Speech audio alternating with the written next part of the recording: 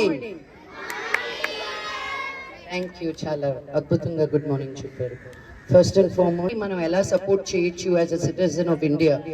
మనం ఎప్పుడు వాళ్ళు వీళ్ళు ఇంకొకరు అని కంప్లైంట్ చేస్తాం తప్ప మన వల్ల మనం ఏమి చేయగలగం అని ఆలోచిస్తే నాకు టీచ్ ఫర్ చేంజ్ అనే ఒక ఐడియా వచ్చి ఇలా గవర్నమెంట్ స్కూల్ పిల్లలకి మనం చదువు చెప్పిస్తే ఊర్లో ఒకరిని బాగు చేస్తే ఆ ఊరిని వాళ్ళే బాగు చేస్తారన్న నమ్మకం నాది అదే గారు. సో ఇలాంటి ఒక ఉద్దేశంతో స్టార్ట్ అయ్యి ఇది 11వ సంవత్సరం అన్నమాట. రత్నారెడ్డి గారితో 2 సంవత్సరాల నుంచి పనిచేస్తున్నాము వేణీరావు ఫౌండేషన్ లో. ఇంతకు ముందు మేము అనుకోని విషయాలు కూడా ఒక గ్రేట్ లీడర్ లైక్ రత్నారెడ్డి గారు ఇన్ ఎడ్యుకేషన్ ఫీల్డ్ చిరెక్ స్కూల్ ని 32 సంవత్సరాలు నంబర్ 1 స్కూల్ గా హైదరాబాద్ లో ఉంచారు అంటే అది మామూలు విషయం కాదు. ఆవిడ రిటైర్ అయిపోతూ కూడా ఆ స్కూల్ నంబర్ 1 పొజిషన్ లో ఉంది. ఎవరైనా 32 సంవత్సరాలు 35 సంవత్సరాలు ఒక ఉద్యోగం చేస్తే చాలా ఇంట్లో రెస్ట్ తీసుకుందాం అనుకుంటారు. ఆవిడ అంత ఎత్తున పని చేసి కూడా ఇప్పుడు 2 ఇంకా పనిచేస్తున్నారు వేణీరావు ఫౌండేషన్ ద్వారా వాళ్ళ అమ్మగారు పేరు పెట్టుకొని.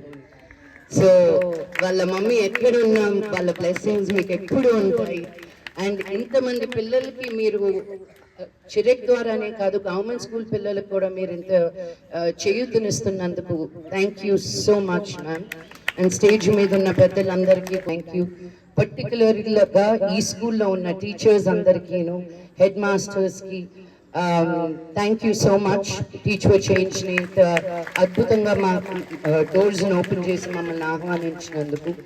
త్వరలో మేము ప్రామిస్ చేసిన స్మార్ట్ క్లాస్ రూమ్స్ రెడీ అయ్యి అప్పుడు మళ్ళీ వస్తాను నేను స్కూల్కి చూపించడానికి.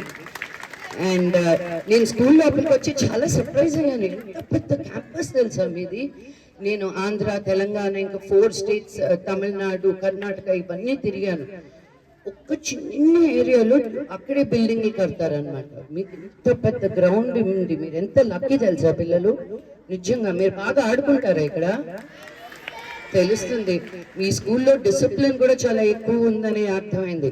మీ సీనియర్ వాళ్ళందరూ కరెక్ట్గా ఎక్కడే మాటలు వినిపిస్తే వదలట్లేదు మిమ్మల్ని. మామో నాకు భయం వేస్తుంది అక్కడ కూర్చోవాలి.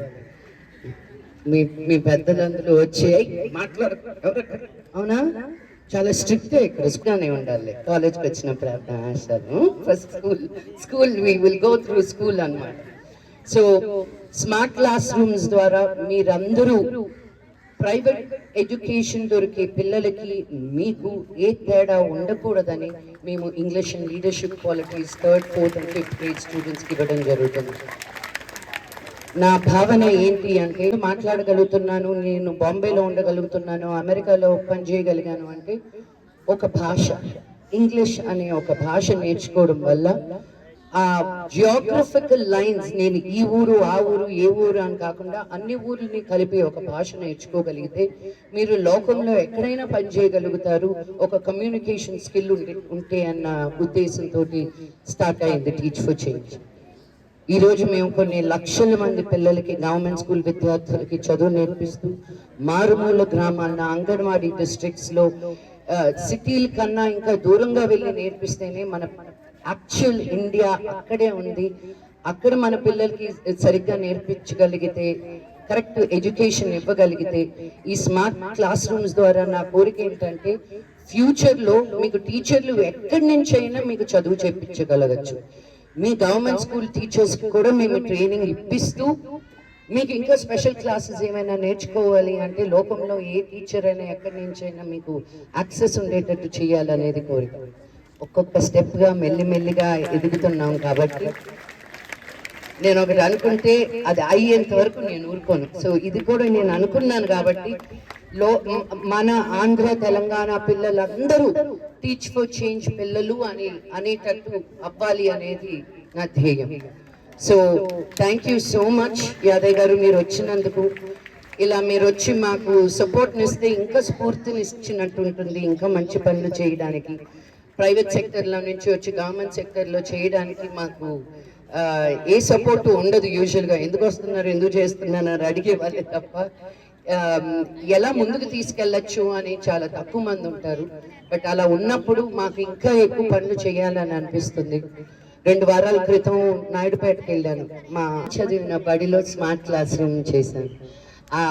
ఆ సంతోషం, ఆ తృప్తి, ఆ ఫీలింగ్ ఏంటి అనేది మీ అందరి పిల్లలకు కూడా రేపు మనం ఎవరికైనా ఏదైనా ఒక మంచి పని చేస్తే, థ్యాంక్ యూ, ఆ దేవుడు మనం ఎవరికైనా 1 రూపాయి ఇస్తే దేవుడు మనకి 100 రూపాయలు ఇస్తాడంట. అలా మంచి మనసుతోటి